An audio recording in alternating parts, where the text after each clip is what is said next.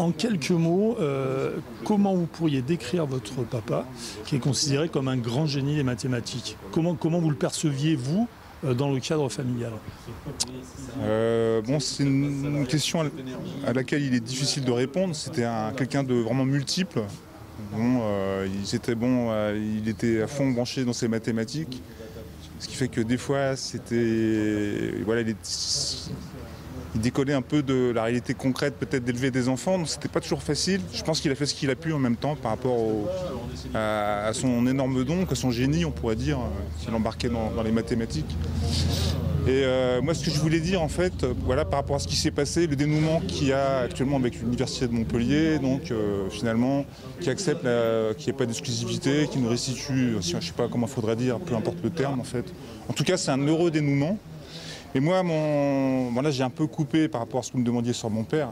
Mais ce que je voyais à travers beaucoup d'étapes de sa vie, et surtout l'écologie, donc à la fin des années 60.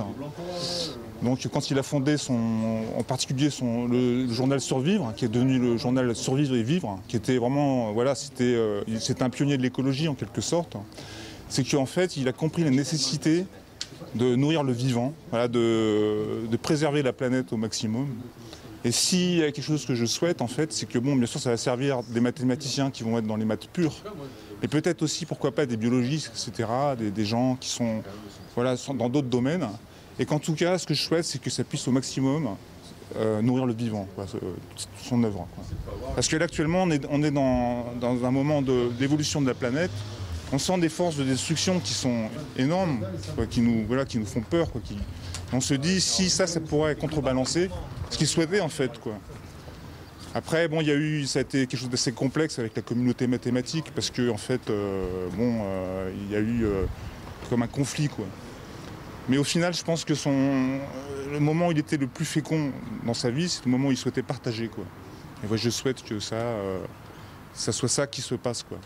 Vous êtes fier du fait que ces fameux 18 000 documents, je crois, soient mis en ligne? C'est quelque chose qui vous tient à cœur? Je pense que c'est une bonne chose, ouais. C'est une bonne chose. Et surtout que voilà, ça puisse nourrir la fécondité du vivant, quoi. Et pas les forces qu'on sent actuellement à l'œuvre. Voilà. Et ce thème de l'écologie de votre père, c'est une des choses qui vous marque, visiblement, et qui vous paraît aussi important peut-être que son aspect sur les mathématiques? Pour moi, c'est d'autant plus important pour moi que le côté mathématique n'était pas du tout accessible. Personne ne pouvait le comprendre. Voilà, des fois, quelques mathématiciens parlaient pendant des heures, on ne comprenait absolument rien, parce que c'est un langage extrêmement technique, extrêmement pointu. Alors que le côté écologiste, en fait, je ne sais pas comment il faudrait dire, quand il a fondé la revue Survivre, donc moi j'étais tout gamin, c'était en 70, j'avais 9 ans, quoi. On a baigné en plein dedans, c'était l'après 68. Il y avait cette espèce de fécondité, cet essor créatif qui était phénoménal, en fait. Et qui est toujours aussi moderne, en fait, qui vous paraît toujours aussi moderne, cet aspect-là, qui paraît d'actualité?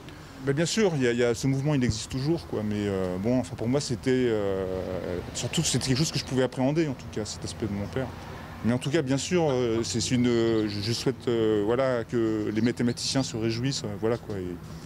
Et bien sûr. Alors, dernière question, vos rapports aux mathématiques? Moi, je ne suis pas du tout matheux. Étonnamment, le seul de la famille qui a suivi plus ou moins les traces de son père, c'est le plus jeune frère, qui est aux États-Unis et qui n'a jamais connu son père. Voilà. C'est une ironie du sort, je ne sais pas comment il faudra dire. En fait, pour nous autres, en fait, on n'est pas matheux, on n'est pas dans les maths, quoi.